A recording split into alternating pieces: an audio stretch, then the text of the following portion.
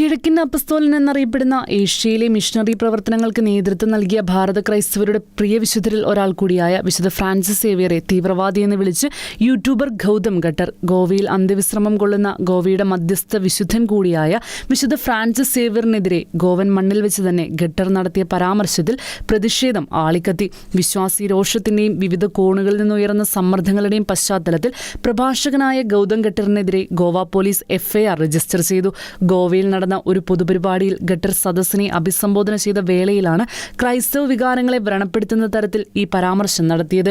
ഈ സംഭവം രാഷ്ട്രീയ സാമൂഹിക പ്രതികരണങ്ങൾക്ക് കാരണമാകുകയും വിവിധ കോണുകളിൽ നിന്ന് ഉടനടി നടപടിയെടുക്കണമെന്നാവശ്യപ്പെട്ട് പ്രതിഷേധം ഉയരുകയും ചെയ്തു. നിരവധി രാഷ്ട്രീയ നേതാക്കളുടെ സാന്നിധ്യത്തിൽ ഗൗതം ഖട്ടർ നടത്തിയ ഈ പ്രസംഗത്തിന്റെ വീഡിയോ സോഷ്യൽ മീഡിയയിൽ വൈറലാവുകയും പ്രസ്താവന വ്യാപകമായ വിവാദങ്ങൾക്കും നിയമ നടപടികൾക്കും കാരണമായ സാഹചര്യത്തിൽ ഞായറാഴ്ച രാത്രി ഗോവ പോലീസ് FIR രജിസ്റ്റർ ചെയ്യുകയായിരുന്നു. മതവികാരം വ്രണപ്പെടുത്തിയതിന് BNS പ്രകാരം ഖട്ടറിനെതിരെ കേസെടുത്തിട്ടുണ്ടെന്നും നിയമപരമായ നടപടിക്രമങ്ങൾക്കനുസരിച്ച് തുടർ നടപടികൾ സ്വീകരിക്കുമെന്നും സൗത്ത് പോലീസ് സൂപ്രണ്ട് അറിയിച്ചു. പരാമർശങ്ങളിൽ ഗോവ ദാമൻ അതിരൂപത കടുത്ത വേദനയും ആശങ്കയും പ്രകടിപ്പിച്ചു. ഏപ്രിൽ 20 പനാജിയിലെ ആർച്ച് ബിഷപ്പ് ഹൌസിൽ നിന്ന് പുറത്തിറക്കിയ ഒരു ഔദ്യോഗിക പ്രസ്താവനയിൽ രൂപത സെന്റർ ഫോർ സോഷ്യൽ കമ്മ്യൂണിക്കേഷൻസ് ഈ പരാമർശങ്ങളെ ശക്തമായി അപലപിക്കുകയും അവഹേളനപരമെന്ന് വിമർശിക്കുകയും ചെയ്തു.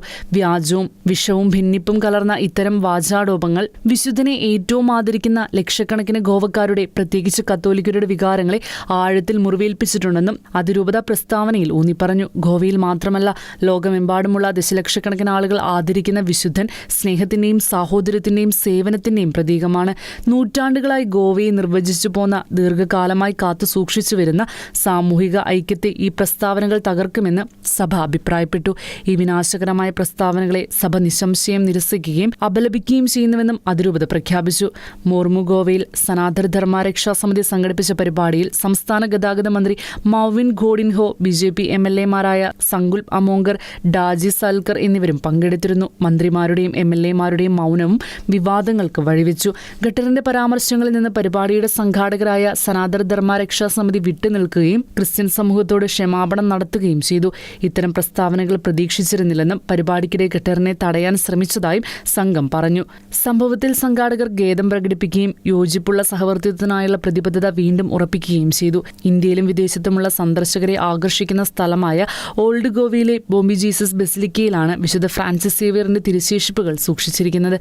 എല്ലാ മതവിഭാഗത്തിൽപ്പെട്ട ഗോവക്കാരും വലിയ ആദരവോടെ കാണുന്ന വിശുദ്ധനെതിരായ ഇത്തരം പരാമർശങ്ങൾ സാമുദായിക സമാധാനം നിലനിർത്തേണ്ടതിന്റെ പ്രാധാന്യം എടുത്തു കാണിക്കുന്നു.